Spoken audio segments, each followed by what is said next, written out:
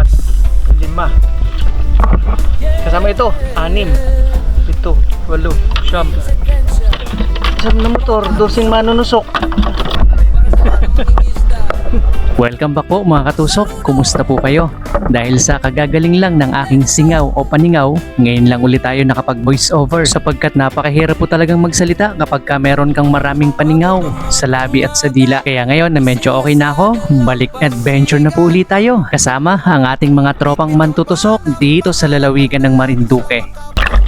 Ayan, kakaunti kami ngayon, 12. Dito lang ang kalma, awa ko may isda pa. Oh no! Pero naman ay makapang-ulam pa rin tayo. At sa unang paglusungan natin sa ilalim ng dagat, ayan, medyo malabo yung tubig pero pagdating doon sa una-unahan, nagpakita na ang malapad na pang-ulam. Sa Maralagad, ang naging buena mano natin mga katusok, hindi kalakihan pero sapat ng pang-ulam para sa isang tao. Eto malaki. Pero hindi pa ako nakakapag-try na makapag-ulam ng ganyan. Balatan to mga katusok. Kung tawagin namin ay gadol o hanginan. Mahal ang ganitong balatan. Pero dito sa Marinduque, hindi tayo kumukuha niyan. At eto, inabutan natin si Katusok Alvin. Dali-daling nagre-reload ng kanyang pana. Dahil may tinusok daw siyang samaral. Pero nakawala. Kaya ayan, paspasa ng pagre-reload at baka matusok pa ng iba. O diba, minsan talaga ganon. Akala mo yung sa'yo na, pero napupunta pa sa iba. Ayos, malapad-lapad na yan. Nasa 1/4 na yung nahuling samaral ni Katusok Alventure. Halpas pa. Nabulot sa sima. Eto naman, kahit matigas ang balat, hindi makakabunot sa sima dahil napaganda ang tama.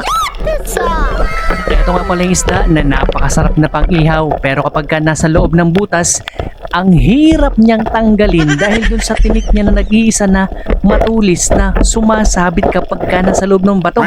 Ayan o, ang laking pakoy nito mga katusok. Kasya na ito na pang-ulam para sa 2 tao. Eh di lalo na tong malapad na samaral. Ang bilis nga lang niya dahil tumatakas na kagad siya, kinalabit ko na yung trigger kaysa naman sa makawala pa. Kaya ayun, medyo na late yung ating camera. Pero ito, hindi naman lilate kasi maganda yung pwesto nung danggit. Tumago, pero labas din naman. Yun nga lang, nag-iisa siya, baka hindi sinipot ng kadate niya. Sa palagay ko, ito yung kadate ng danggit kasi ito yung mahaba. Yung danggit kanina, medyo malapad. O diba, ganun talaga ang magka-date, isang malapad at isang mahaba. Eto nga pala ay isang uri ng grouper mga katusok. Pero ito, samaral na ulit ito mga katusok at lumangoy pa ng patras. Akala niya siguro kapag umatras siya ay makakatakas pa siya. Pero dalawa sana yun mga katusok, hindi lang tinamaan yung isa. Oh no! Sa bagay, okay lang yun para sa susunod may babalikan pa tayo at dito nga, ay sayang nawala. Nakita ko na kanina eh. Nakaharap na sa akin. Ikutan natin doon sa kabila. Baka nandito lang sa tabi-tabi yun. Ayun. Sumandal lang sa kabilang gilid. Isang malapad na hinog. Ayos. Nahuli na natin ang hinog na paborito ni Baby Tusok. At eto naman yung laging request ni Mami Tusok. Yung kanyang paboritong buktit.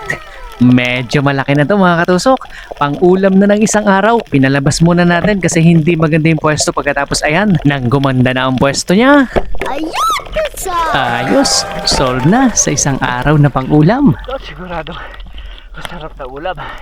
Masarap talaga yan, lalo't hindi nabibilhin. At eto pa, grouper naman, tumatakas na sana. Pero tinamaan pa rin natin. At dahil papatakas na, alam nyo ba kung saan tinamaan? Ayun o, sa may buntot malapit na. Na kung medyo na late pa yung pantusok natin, eh baka bato na lang ang tinamaan. Tapos eto pa, isang grouper ulit, nakatago sa ilalim. Dahan-dahan kong nilapitan at baka tumakas. Ayos, na headshot natin mga katusok. Medyo malaki na rin yan, nasa 300 grams na rin yan. Pero ito talaga ang malaki. Grabe oh. Siguro humigit kumulang 1 kilo ito mga katusok. Napakamahal pa naman ito pero walang nangunguha ng ganyang balatan sa lugar na to. Kaya karamihan ang lalaki ng nakikita natin. Sakay saan tayo? Jackpot. 100. Pero dahil wala tayo sa Quezon, aalpasan lang natin yan. Eto, ang huhulihin natin. Nagpahabol pa.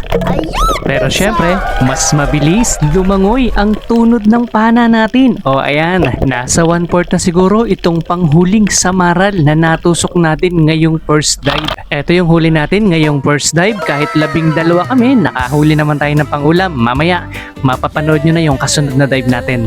Kaninong huli ito? Tingin ko rito yung dalawang kuhit. Kasi lumingit. Dahil ang aking salamin.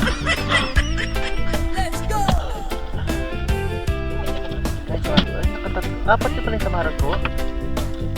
Bago pa mag-umaga, gising na sa dalampasigan. Oh, sino pumanan ito? Oh no! Marami sa makapangyarihan, lamig ng tubig, hirap ng hangin, ngunit tuloy lang para sa Eto na, yung panibagong dive natin mga katusok. Ibang spot naman tayo ngayon. Dito nakaparada si Max sa ilalim ng malaking puno. At itong spot na to, lakad lang ng konti, malapit na sa tabing dagat. Eto yung mga kasama natin. Bali, 4 kami ngayon. Tandaan niyo yung mga mukhang yan, oh. sabi mo. Hindi talaga ako nagalit. Tapos ang mga flashlight, oh, nakakapagtampo. Ex-balog, kakapagtampo. Ex-balog din. Parang hindi. Parang yung isa ay workos. So. Dati ay marami tayong nakakasamang mantutusok sa lugar na ito. Pero dahil naging busy na sila sa kanilang mga trabaho, eto lang yung mga kasama natin ngayon. Gamit natin ngayon na SGI 60cm. Itong gawa ni Aklanon. Kasi nung nakaraan, nakahuli tayo rito ng nasa mahigit 3 kilong pagulan. Kaya medyo nilakihan ko yung dalampana. Ang kasama natin ngayon ay 3. Kunting paalala lang sa mga kapwa natin espero. Unahin natin i-secure yung buhay natin bago yung isda. Dive safe.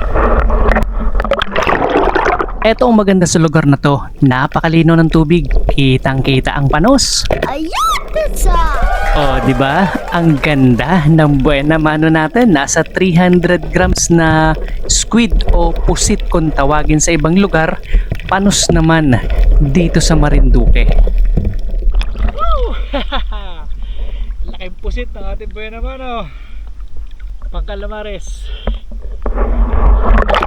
Pagkatapos, ang pangalawang nagpakita sa atin, panos ulit. Mukhang maganda ang labas ng panos sa lugar na ito. Ay, naku, tatak. Ay, tumakas na nga. Ginamitan ko na nga ng blinker, naging maila pa. Pero may nakita ako, mukhang malapad na buntot. Ay, hindi pala buntot. Oh no! Palikpik pala ng malaking pawikan. Akala ko jackpot na kung buntot yun. Ang laki sana nun. Ito na lang, hindi malaki. Pero mamahalin at masarap. Ayos, 3 sunod-sunod na panos na ang natusok natin. At mukhang may pang-4 na agad. Mabait lang oh, hindi tumatakas. Hindi ko na ginamitan ng blinker kasi mukhang mabait naman siya. At dahil nga wala pa tayong nahuling isda, pumunta tayo dito sa may kantuhan o sa may gilid ng bato kasi nung nakaraan, dito tayo nakahuli ng malaki-laking isda. Ayan, sinisilip natin baka may nakadungaw na malaking isda. At dahil nga bigo tayo at walang nakita, eto ulit, pang-5 panos. Mukhang sa panos tayo pinagpala ngayong gabi mga katusok. Sa bagay, 350 to 380 ang kilo nito. Dalo na isda. Pero huwag tayong mawala ng pag-asa. May isda na magpapakita mamaya. Pero ngayon, eto, panos na naman. O ayan, pang-5 o pang-6 na wari itong panos na natusok natin. Ay, isa to, pangkalamares. Pero sa totoo lang mga katusok, mas hinahanap ng mga nantutusok yung panos. Kasi mahal ang kilo kaysa sa isda. O eto pa, talagang sa atin nagpapakita. At hindi natin tatanggihan yan dahil biyayang kaloob yan. Lumalaki na. Panos ulit. Ayan, may nagpakita ng isda. Ayan o, nasa ibabaw. Yun. Oh, pero hindi natin uhulihin yan. Ang sakit makatinik niyan. Eto, ang tutusukin natin. Pero tumakas. Mukhang ayaw magpatusok. Hindi pwede. Kailangan ko ng pang-ulam. Ayos, tinamaan natin. Pero nakawala, sayang daplis yung tama.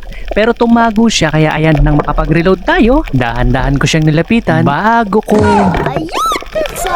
Eto ang siguradong hindi na makakatakas. Aba, grabe naman kapag ka nakatakas pa yan. Kauna-unahang isda na natusok natin.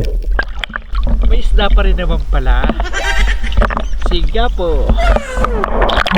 Medyo malaki kasi yung dala nating pana ngayon, 60 cm. Kaya namimili tayo nung malaki-laking isda rin. Eto na, nagpakita na ang mas malapat na isda. At katulad nung last dive natin, dito rin natin nahuli sa may kantuhan. Maganda sana ang tama mga katusok, kaya lang hindi lumampas yung sima. Ayun, nung nag-ikot-ikot siya, nakawala. Sayang naman. Pero hindi sayang yan. Mahina na kasi siya dahil masama na yung tama niya. Ayan, bago tayo umibabaw, sinundan natin kung saan siya pumwesto. Pagkatapos ng nakapag-reload at nakapagpahinga ng konti, nandun lang siya oh. Binaba na natin yan. Oh, ayun oh, isinuksok lang niya yung sarili niya pero hindi siya kasya. At dahil nga nakasandal sa bato, ay sinigurado natin, ibinaon natin yung sima para hindi na makawala. Oh, grabe. Malakas pa rin mga katusok, nasa mahigit 1 kilong Big Eye Emperor ito. Ayos na ayos na. Kahit madalang yung isdang nagpakita sa atin na malalapad, solve na ang pang-ulam. Yari na, pang-ulam!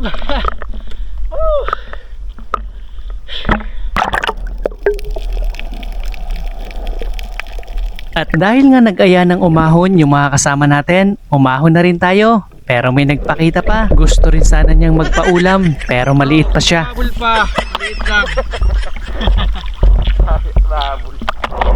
Madalang ang labas. Puro nakatago. Yeah! Trace adventure! Mga katusok, Oh, jackpot si Jan. mangingisda. Ah, kanina ba itong huli? Ay, kay Jomar pala. Oh, Let's go! laki oh. Kaya pala ako kinakabahan ay sa inyo pala magpapakita. Sabi ko baka biglang masalubong ko ay. Ba, unang tama oh, sa hasang, nakabunot, hindi lumampas ang ano. Butit na puruhan ah.